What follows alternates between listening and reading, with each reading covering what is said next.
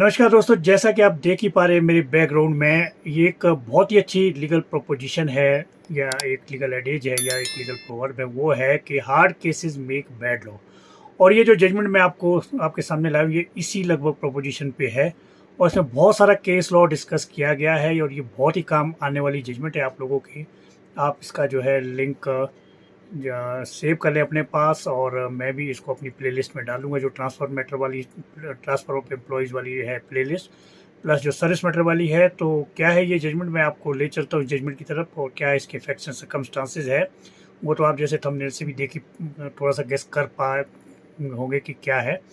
तो चलिए मैं ले चलता हूँ इस जजमेंट की तरफ, लेकिन उससे पहले मैं आपसे एक थैंक्स भी कहना चाहता हूँ कि डे बाय डे जो है मेरे सब्सक्राइबर बढ़ रहे हैं आपके सहयोग से। तो ये सहयोग कंटिन्यू रखिए काइंडली, और ज़्यादा से ज़्यादा लाइक और शेयर कीजिए। फीडबैक मुझे देते रहे मुझे और किस विषय पे बनाना है, क्योंकि कई बार फीडबैक प्रॉपर नहीं आता तो मुझे ये आइडिया नहीं लग पाता कि मुझे किस सब्जेक्ट पे जो है ज़्यादा से ज़्यादा आप लोगों के पास ही वीडियोज़ लानी है।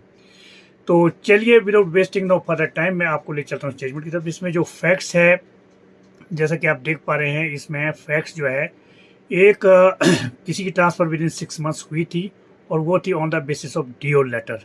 तो इसमें एलिगेशन ये लगाए गए कि इन्होंने पहले अपनी ट्रांसफ़र जो है किसी पर्टिकुलर प्लेस पे की और फिर विद इन 6 मंथ्स वापस आए डिओ लेटर के बेसिस पे। तो ये जो है ट्रांसफ़र जो है मालाफाइडी है, ये नॉट फॉर बोनाफाइड रीज़न। और मालाफाइडी क्या है वो जैसा कि पैरा 5 में आप देख पा रहे हैं, in Black's law dictionary mala fide is said to be an intentional doing of a wrong act without just cause or excuse. It is done with an intention to inflict an injury or under such circumstances that the law will imply an evil motive to the act. तो generally जो है transfer में वैसे कोई किसी का vested right नहीं होता है, एम्प्लॉयर की प्रेरोगेटिव होती है, वो कभी भी किसी को कहीं भी कर सकता है in the agency of service और एडमिनिस्ट्रेटिव एजेंसी और इन द पब्लिक इंटरेस्ट। लेकिन कुछ एक ऐसे ग्राउंड्स होते हैं जिनके ऊपर जो है ट्रांसफ़र यूजुअली चैलेंज होती है कोर्ट में। वो है मालाफाइडी यानी फॉर बैड इंटेंशन, यानी कि उसके पीछे रीज़न कुछ और था और शो किया गया कि ये एडमिनिस्ट्रेटिव एजेंसी में किया, पब्लिक इंटरेस्ट में किया, या इलीगल है या आर्बिट्रेरी, या उस अथॉरिटी ने की है जिसको पावर नहीं है, या अथॉरिटी के ऊपर किसी किस्म का प्रेशर लाया गया है, डिओ लेटर लाया गया है, ये है दिस एंड दैट। तो जो मेन क्वेश्चन इसमें जो पोज हुआ था, जैसे कि पैरा 9 में है, thus on Malafide it can be said that the principal test of a due and proper exercise of power is to ask the question कि कहीं कलेबल एक्सरसाइज ऑफ पावर तो नहीं हुई है ट्रांसफर करने के लिए। तो ये इसमें एक क्वेश्चन जो है पोज हुआ है जो डिसाइड किया गया है, was the transfer made for real administrative exigency, क्या रियल में एग्जिजेंसी थी कोई ऐसी जो ट्रांसफर की गई है। In finding the answer, the court might have to piece the veil of the transfer order and see what was the operative reason for the transfer. अक्सर जो है जुडिशियल व्यू में जब भी कोई चीज़ आती है तो जुडिशियल व्यू में एक प्रोपोजिशन है लिफ्टिंग द वेल, यानी कि जो वो घूंघट है या जो वो पर्दा है उसको उठाया जाता है कि इसके पीछे असली मोटिव क्या है, और यहाँ दिखाया कुछ और जा रहा है। तो वही इसमें जो है एक डिस्कस किया गया एट लेंथ, काफ़ी सारा केस लॉ भी डिस्कस किया गया है। If the findings reveal a nexus with administrative necessity, the exercise of the power will be upheld. यानी कि अगर कोर्ट उसको पर्दा हटा के देखती है कि ये जो ट्रांसफ़र हुई है ये रियल में हुई है, एक्चुअल में कोई ऐसी एडमिनिस्ट्रेटिव एजेंसी थी, तो उसको जो अफोर्ड किया जाएगा। If however the operative reason has no such nexus then the transfer will be vulnerable. यानी कि होता क्या है कि हर एक ट्रांसफ़र ऑर्डर में यही लिखा होता है transferred in service administrative agencies और इन पब्लिक इंटरेस्ट। तो लेकिन उसके पीछे मोटिव कोई ओब्लिक मोटिव, कोई दूसरा मोटिव होता है। तो वो यही ऑनरेबल कोर्ट ने ऑब्जर्वेशन की है कि अगर तो वास्तव में वैसा हुआ है, अगर हम इसका लिफ्ट कर लेते हैं इसका वेल तो ठीक है, अगर नहीं है, रीज़न कोई और है और दिखाया ये जा रहा है कि एडमिनिस्ट्रेटिव एजेंसी में, तो देन डेफिनेटली वो ट्रांसफरेबल जो है, ट्रांसफर जो चैलेंजेबल है। In the latter case it will be mala fide use of the power and will take within its sweep all situations where the nexus and administrative agency is absent. It needs to be emphasized that in the present context, malafide is not limited to the personal malice of the authority making the transfer. Malafide has two components, malice in law and malice in fact. तो मालाफाइडी दो किस्म की होती है। एक तो in fact होती है कि जैसे आपके बॉस या के साथ कोई डिस्प्यूट है, पर्सनल ग्रज है, वो एक होती है malice in law. Malice in law क्या होती है, वो होती है कि दिखाया ये जा रहा है कि ये हमने फॉर जो है जेन्युइन ग्राउंड किया है, लेकिन उसके पीछे रीज़न कोई और होता है, तो वो that is called a malice in law. Para 10 में ऑनरेबल कोर्ट ने जो ऑब्जर्वेशन की, it may be stated here that if the transfers are made in order to adjust particular person with no reasonable basis, such type of transfers can be termed as malafide 1 and would normally be liable to be quashed. On the basis of aforesaid exposition of law, it can conveniently be held that transfer in the instant case has not been made on administrative agency but to adjust and accommodate the respondent number 3. तो जो court की honourable court की observation है para 18 में आई है, वो इस तरह से है। Of late, this court has seen a surge in litigation relating to transfer, यानी कि रिसेंटली ये देखा गया कि बहुत सारा एकदम से ट्रांसफरों की केसेस आने शुरू हो गए कोर्ट में। The state of Himachal, unlike the states, is not evenly or uniformly developed in matters of basic infrastructure like education, health services, etc. It is for this reason, and rightly so, that every employee tries to make an endeavor to seek posting in the district or tehsil headquarters where the infrastructure is relatively well developed.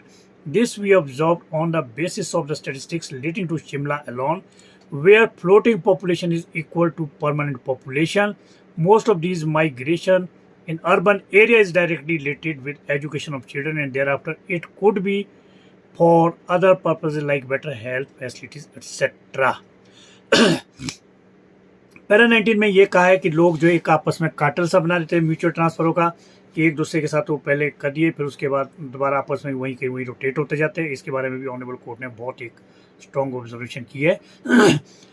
We further notice that because of cartel created by few of the employees serving in the urban and semi-urban areas of Himachal Pradesh, the influential employees managed to secure their posting in and around urban areas, leaving practically no room for the other employees.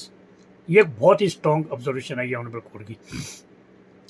The instant case is one such classical example which reflects the modus operandi being resorted to by these teachers on completion of their tenure by seeking mutual transfer or creating artificial vacancies and thereafter getting such one adjusted in such vacancies.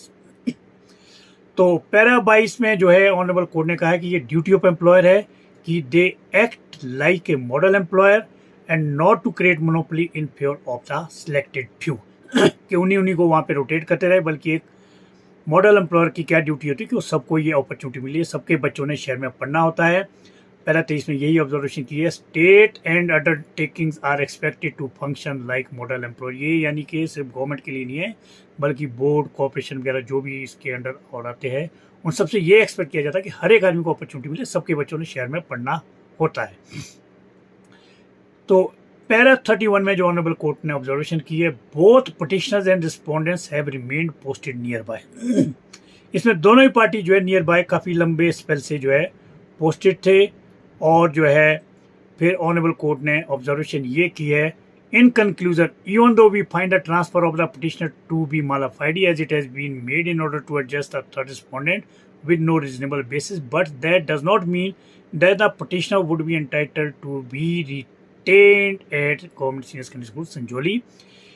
It is a well-known adage that hard cases make bad law, यानी कि hard case था ये, लेकिन इससे एक ऐसा law settle हो गया जो कि पिटिशनर रिस्पोंडेंट के लिए तो डेफिनेटली नॉट फेवरेबल था, लेकिन मैं ये कहना चाहूँगा it is a good law. इससे जो और लोगों को इसमें काफ़ी बेनिफिट हुआ।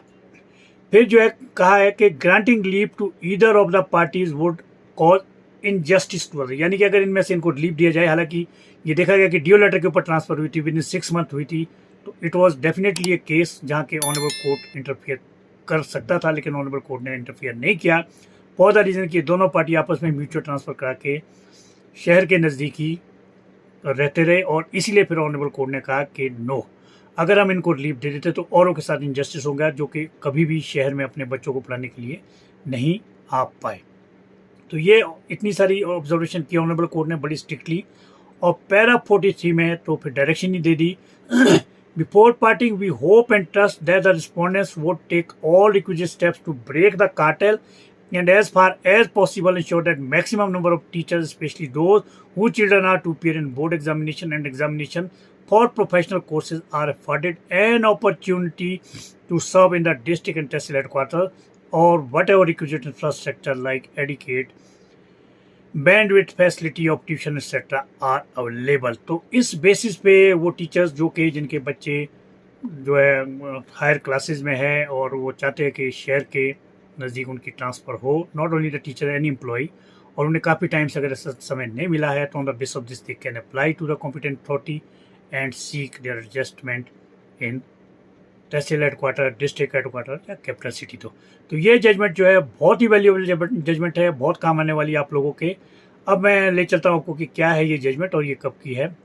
तो ये जो जजमेंट है by the honourable high court of Himachal Pradesh है, CWP नंबर 511 ऑफ 2020 है और ये डिसाइड हुई थी 26 अगस्त 2020 को। Sheela Suryavanshi versus state of HP इसका टाइटल है और ये ऑनरेबल डिवीजन बेंच की है जो comprising of honourable mister justice Trilok Singh Chauhan and honourable MS justice Jyotsna Rewal दुआ।